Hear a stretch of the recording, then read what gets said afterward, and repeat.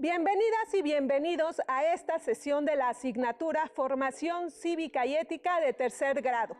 Me da mucho gusto volver a saludarles y continuar con la estrategia Aprende en Casa 3. Soy la profesora Elizabeth Velázquez Campos y me encuentro con el profesor Víctor López Avilés. Juntos guiaremos esta sesión que tiene como propósito reflexionar sobre el significado de la cultura de paz en la solución de conflictos mundiales. Bienvenido, profesor. Gracias. Espero que estén muy bien. Es un placer para mí estar con todas y todos ustedes, compartiendo esta experiencia a distancia. Recuerden que es muy importante para su salud que continúen quedándose en casa, que sigan al pie de la letra las indicaciones de la autoridad sanitaria, que coman saludablemente y realicen alguna actividad física por lo menos 30 minutos al día para mantener la salud física y mental durante este confinamiento. También es importante que participen en las actividades que les proponemos a lo largo de la sesión, ya que están planteadas para ser de utilidad en su aprendizaje. Les sugerimos que tengan a la mano su cuaderno, lápiz y bolígrafo y su libro de texto de formación cívica y ética. Alumnos y alumnas con discapacidad visual, preparen sus hojas Ledger, punzón y regleta. Les invito a que anoten las ideas principales, preguntas y reflexiones que surjan a partir del tema que estudiaremos, cultura de paz y conflictos mundiales. ¿Listas? ¿Listos? ¡Empecemos! En esta ocasión, reflexionaremos sobre el significado de cultura de paz. Analizaremos algunos conflictos mundiales y su potencial para encontrar soluciones pacíficas. También aprenderemos qué es la paz positiva y la paz negativa. La paz es un valor con el cual todas y todos anhelamos vivir, tanto en lo personal como en lo social. Esta ayuda a las naciones a buscar mecanismos para mantenerla de manera constante en sus sociedades, pues es un derecho de todos los seres humanos. La cultura de paz busca eliminar la violencia en todas sus formas y hacer que prevalezca la justicia, la igualdad, la tolerancia y la equidad. A lo largo de la historia se han asociado conflictos con la violencia. Se mencionan conflictos bélicos, conflictos militares, conflictos sociales. Sin embargo, desde la cultura de paz se considera que el conflicto es inherente a las relaciones humanas, así que el problema no es que existan o no. Lo que determina que sean constructivos o destructivos es el uso de la violencia y la manera de manejarlos o enfrentarlos. Tenemos la participación de dos alumnas de tercer grado de secundaria que nos compartieron la investigación que realizaron sobre lo que significa el término cultura de paz. Pongamos atención a lo que nos dicen Daniela y Maripaz. Adelante con los videos.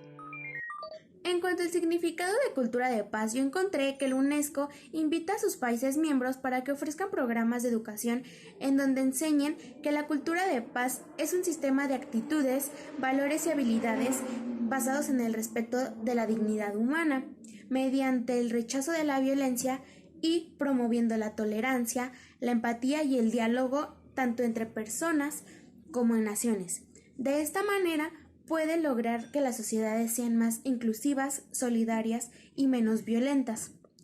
La cultura de paz, también basada en el respeto a los derechos humanos, el multiculturalismo y la convivencia armónica entre personas, naciones y sociedades. Según la Organización de las Naciones Unidas, la cultura de paz consiste en rechazar la violencia y prevenir conflictos mediante una serie de valores y actitudes para solucionar los problemas mediante mecanismos de resolución de conflictos, como lo es la negociación y el diálogo, siempre basados en el respeto a los derechos humanos. Esto aplica para las relaciones entre las personas, la sociedad y entre los países. Tiene que ver con rechazar todo tipo de violencia como la física, la sexual, la psicológica, económica y social, en particular en los grupos más vulnerables, así como las diferencias de credo o ideología entre los países. Gracias por participar, Daniela y Maripaz. Estas alumnas nos presentaron información en donde nos explican que la cultura de paz consiste en rechazar la violencia y analizar conflictos mediante mecanismos como la negociación y el diálogo. En estos momentos, a causa de la pandemia por COVID-19, puede ser que todas y todos los miembros de su familia se encuentren realizando actividades como el trabajo o la escuela, desde casa. Eso puede que haya causado conflicto entre ustedes por diversas razones. Piensen en una situación de conflicto en la que se hayan visto involucradas o involucrados con algún miembro de su familia. Escriban en su cuaderno las siguientes preguntas y anoten las respuestas a cada una de ellas. ¿Por qué razones se dio el conflicto? ¿Qué postura tuve ante esta situación? ¿Cómo me sentí durante y después del conflicto? ¿Se solucionó rápidamente el conflicto? ¿Te acercaste a la otra persona para conocer las emociones que tuvo durante y después del conflicto? Háganle las mismas preguntas a la persona con la que se presentó el conflicto y comparen sus respuestas con las que ella o él les dieron. Piensen en cómo solventar la situación y si ambos estuvieron satisfechos con la resolución. Analicen y comparen sus respuestas. Tomen en cuenta que, para resolver un conflicto, es muy importante la postura que tomen ambas partes y la disposición que tengan para arreglar la situación, pues se necesita respeto, tolerancia, empatía, comprensión y una respuesta asertiva de ambas partes para llegar a acuerdos que les satisfagan. Traten de dar siempre el primer paso para solucionar el conflicto en el que se vean involucradas o involucrados. Pero antes, traten de seguir los siguientes puntos. Traten de calmarse para dejar de lado el enojo o la ira. Analicen la situación e identifiquen por qué inició y qué tanto es su responsabilidad. Cuando la otra parte se encuentre en una postura cordial, acérquense para que juntas y juntos busquen una solución. La solución debe satisfacer a ambas partes. Respetar los acuerdos a los que hayan llegado para evitar futuros conflictos. Recuerden también que una situación conflictiva se puede resolver de distintas maneras, pero siempre es importante cuidar la dignidad e integridad de las personas involucradas. El conflicto se puede presentar en distintos contextos: familiar, escolar, comunitario y entre las distintas naciones del mundo. Los conflictos mundiales obedecen a distintas causas, algunas de las cuales son la desigualdad, la pobreza, el analfabetismo y la dificultad de satisfacer las necesidades básicas de las naciones menos desarrolladas. A lo largo de la historia, se han dado diversos conflictos entre las naciones por diversos desacuerdos e intolerancias a las diferentes ideologías, religiones o por racismo, entre muchos otros motivos. De ahí que la ONU busque entre sus países miembros estrategias para educar a la población en la resolución pacífica de conflictos. Esta iniciativa busca establecer en todo el mundo una cultura para la paz. La falta de respeto y la tolerancia entre las diferentes culturas ha llevado a la humanidad a dos grandes guerras. Solo en la Segunda Guerra Mundial hubo entre 50 y 70 millones de víctimas. Como resultado de estos conflictos armados, surge la Organización de las Naciones Unidas, ONU, que tiene como uno de sus objetivos la misión de defender los derechos humanos y promover mecanismos de defensa de la paz. Uno de estos mecanismos es promover la cultura de paz. En 1999 surge el Programa de Acción sobre una Cultura de Paz, en donde se establecieron las estrategias que los países miembros deben de llevar a cabo para la construcción de la paz dentro y fuera de sus fronteras. Veamos solo los 3 primeros artículos de este programa y algunos de los puntos a los que hace referencia. Artículo 1.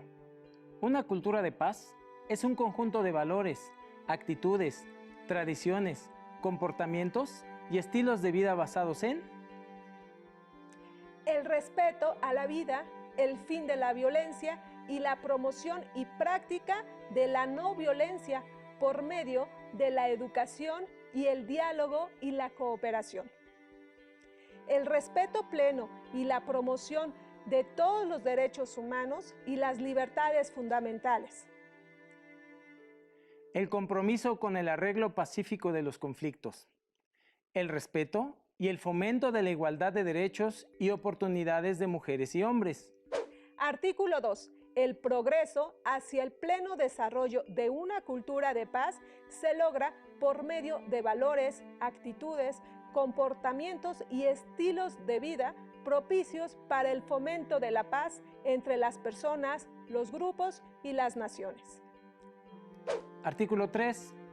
El pleno desarrollo de una cultura de paz está integralmente vinculado a la promoción del arreglo pacífico de los conflictos, la erradicación de la pobreza y el analfabetismo y la reducción de las desigualdades entre las naciones y dentro de ellas. La promoción del desarrollo económico y social sostenible. La eliminación de todas las formas de discriminación contra la mujer. La eliminación de todas las formas de racismo, discriminación racial, xenofobia e intolerancia conexas. La promoción de la comprensión, la tolerancia y la solidaridad entre todas las civilizaciones, los pueblos y las culturas, incluso hacia las minorías étnicas, religiosas y lingüísticas. Como mencionamos anteriormente, estos son solo 3 de los 9 artículos de la Declaración sobre la Cultura de Paz, pero ustedes pueden consultar el programa de acción sobre una cultura de paz en la siguiente liga, donde podrán darse cuenta de la propuesta de diversas estrategias para la educación en la cultura de paz en las naciones miembros de la ONU. En la actualidad, existen algunos conflictos bélicos, los cuales son originados por motivos étnicos, extremismos por ideologías religiosas, desigualdad e injusticia social, o por el control de los recursos naturales. Pero sin importar cuál sea la razón de los conflictos internos o guerras entre países, todos violan los derechos humanos y esto aumenta la desigualdad y la injusticia entre los habitantes de esas naciones, sobre todo de los grupos más vulnerables que se ven obligados a migrar de su país de origen. En su cuaderno o en una hoja en blanco realicen el siguiente cuadro y con base en la información que obtendrán del video que se presentará, escriban en cada una de las casillas la información que corresponda. ¿Listas? ¿Listos? ¿Ya realizaron el cuadro? Si no terminan ahora, pueden hacerlo más tarde.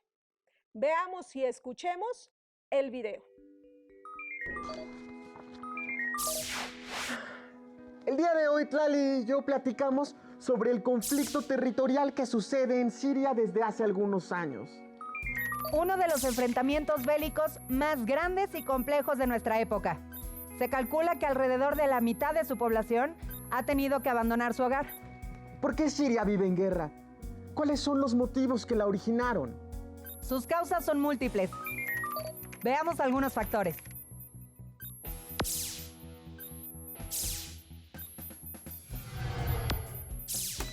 Uno de los principales factores en el conflicto bélico de Siria es su ubicación geográfica.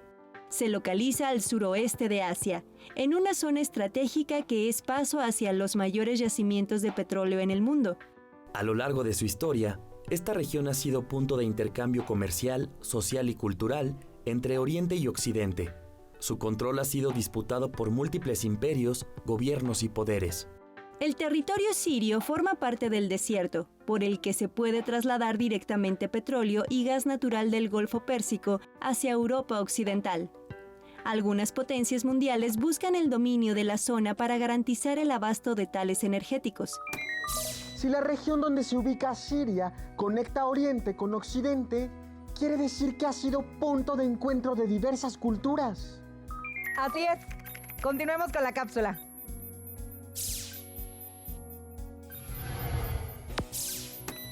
Otro factor es el relacionado con la cultura y la religión. En la milenaria historia de su territorio han existido numerosos pueblos, así como importantes religiones monoteístas, es decir, que creen en un solo Dios.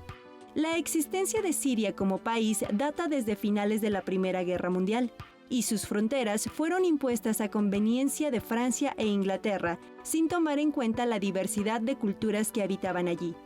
Quienes conforman el gobierno profesan el chiismo, mientras que la mayoría de la población es suní. Ambas son ramas principales del Islam. Todo ello dificulta la formación de una identidad nacional común y contribuye a la inestabilidad. Imagino que tanto la imposición de una cultura sobre otras en un lugar de diversidad cultural, como las diferencias entre el gobierno y la población, ocasionan problemas en la política. Precisamente, Edmundo. Continuemos con este otro factor.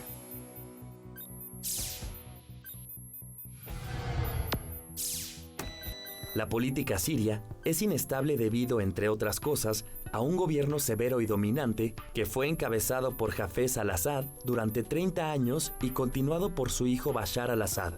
A lo cual se suma el descontento de la población por la débil economía y la constante represión. Las revueltas en los países árabes durante 2011, con las que la población exigía mayor democracia, influyeron en el inicio del conflicto en Siria, pero fueron reprimidas con violencia. Actualmente son varios los actores que intervienen en el conflicto: el gobierno, el ejército y sus grupos armados, la Coalición Nacional Siria, el Frente Kurdo y los grupos terroristas. Además, están involucrados otros países que tienen interés en controlar esta zona estratégica de acceso directo a los recursos energéticos del Golfo Pérsico, por lo que apoyan con armamento a los distintos grupos según su conveniencia. Algunos otros rivalizan con el régimen para afianzarse como potencia en la región. Y otros respaldan al gobierno por intereses militares o por buscar su expansión económica en la zona. Ahora entiendo los múltiples factores y actores del conflicto en Siria. La falta de entendimiento entre las diversas culturas que conforman la población y las diferencias con el gobierno dividieron al país. Además, algunos países buscan beneficios económicos o militares en la región. Pero ¿dónde queda el bienestar de la población civil? Ese es el mayor problema. La guerra perjudica a los habitantes de Siria, quienes necesitan un cambio. Ante problemas como este, vale la pena reflexionar y preguntarnos qué actitudes son necesarias favorecer para lograr avances en la solución de conflictos. Te agradezco la información, Tlali. De nada, Edmundo. Nos vemos en el camino. La guerra en Siria inició en el año 2011 y desde entonces el conflicto entre ambos grupos ha destruido gran parte de esa región. Esto ha ocasionado que las y los habitantes migren a ciudades de otros países, pues los bombardeos han acabado con gran parte de la nación, derrumbado viviendas, hospitales, escuelas, lo que ha originado que se violenten los derechos humanos de las y los ciudadanos sirios. Ahora vertamos la información que el video nos proporcionó en el cuadro que realizaron con anterioridad. ¿Les parece? Escribamos en la fila de conflicto interno, en la casilla de país, Siria.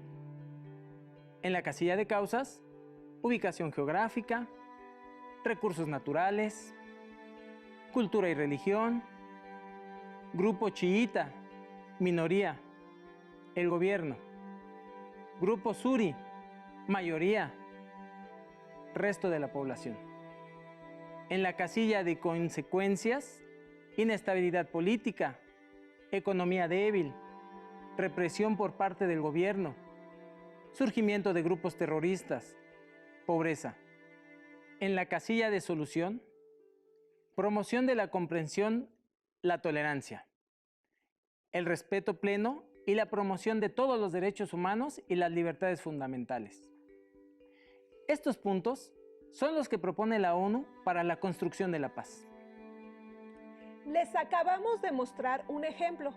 Más adelante ustedes podrán investigar sobre la guerra civil en Yemen, sobre las guerras entre Israel y Palestina, entre Irak y Afganistán. Viertan la información en el cuadro que acabamos de realizar. ¿Cómo van hasta aquí? ¿Nos hemos explicado con claridad? Espero que así sea. Continuemos. Según la ONU, hay 193 países que son miembros de esta organización, de los cuales la mayoría vive en situación de paz, es decir, no se encuentran en conflicto con otras naciones ni al interior de su territorio, como en el ejemplo de Siria. Sin embargo, existen otras situaciones dentro de los territorios que ocasionan que no todas y todos sus habitantes perciban una situación de paz en su vida cotidiana. Debe considerarse que las políticas económicas y sociales de algunos países ocasionan que sus habitantes vivan en situación de pobreza, desigualdad social e injusticia, aunque también hay países que procuran brindar a sus ciudadanas y ciudadanos el pleno cumplimiento de los derechos humanos. Estas situaciones sociales las podemos definir como paz positiva y paz negativa. Pongamos atención a los videos que nos enviaron las alumnas Daniela y Jimena. Adelante con los videos. Encontré que la paz positiva es cuando no hay violencia directa o se da muy poco, y en los países existe un grado muy alto de justicia social, tolerancia e igualdad de equidad social y armonía. También existe cooperación de las partes para la resolución pacífica de conflictos. Para que se dé esto, debe haber instituciones que ayuden a promover actitudes y valores para construir sociedades pacíficas, en donde no se haya discriminación de ningún tipo, no haya violencia de género, en donde en realidad se dé equidad, igualdad y armonía entre los habitantes de las sociedades. En la investigación que realicé encontré que el término de paz negativa lo propuso por primera vez una mujer norteamericana llamada Jane Addams, quien era socióloga y ganó el Premio Nobel de la Paz en 1931, pero no fue hasta los años 60, en el siglo XX, que Johan Galtung plantea que la paz negativa es la ausencia de violencia directa en todas sus formas, es decir, que no hay guerras ni conflictos en las sociedades, pero sí hay injusticia, intolerancia y desigualdad en las mismas. Actualmente, se entiende como paz negativa eliminar o disminuir todo tipo de violencia directa entre los países o en las distintas sociedades. Por ejemplo, en México podríamos tratar de erradicar la violencia intrafamiliar, la violencia hacia las mujeres o la discriminación de los pueblos indígenas o de las personas con alguna discapacidad, es decir, no se violen los derechos. Gracias, Jimena y Daniela. Con base en la información que sus compañeras nos compartieron, podemos concluir que la paz positiva se fundamenta en el respeto y la justicia. Se recupera el concepto de Gandhi de no violencia para utilizarse en los movimientos en favor de los derechos civiles y en protestas pacíficas que rechazan la violencia. En cuanto a la paz negativa, se parte de la idea de que mantener relaciones armónicas implica eliminar toda clase de conflictos, no luchar por resolverlos, aunque nos perjudiquen y lastimen, aunque haya injusticia, intolerancia y desigualdad en ellas. Este tipo de violencia se da en países que simulan vivir en democracia, donde impera la corrupción, existen la delincuencia organizada, pobreza, desigualdad social, falta de respeto a los derechos humanos de los demás grupos vulnerables de la sociedad, como los niños, niñas, adolescentes, mujeres, pueblos indígenas, entre otros. Recordemos que, si queremos relaciones interpersonales armoniosas, estas deben de estar basadas en valores como la empatía, asertividad, tolerancia y respeto, valores que, acompañados con herramientas como la negociación y el diálogo, nos ayudarán a resolver todo tipo de conflicto en la interacción social. Pues el cambio y la paz en las sociedades del mundo se da a partir del cambio en cada persona. Compartan con sus familiares lo que aprendieron en la sesión y reflexionen sobre el tipo de paz que vivimos en México. Profesor, muchas gracias por acompañarme en esta sesión. Para conocer más sobre el tema, pueden revisar los libros de texto de formación cívica y ética. Les invito a continuar con sus aprendizajes y aprovechar al máximo la estrategia Aprende en Casa 3. Hasta pronto.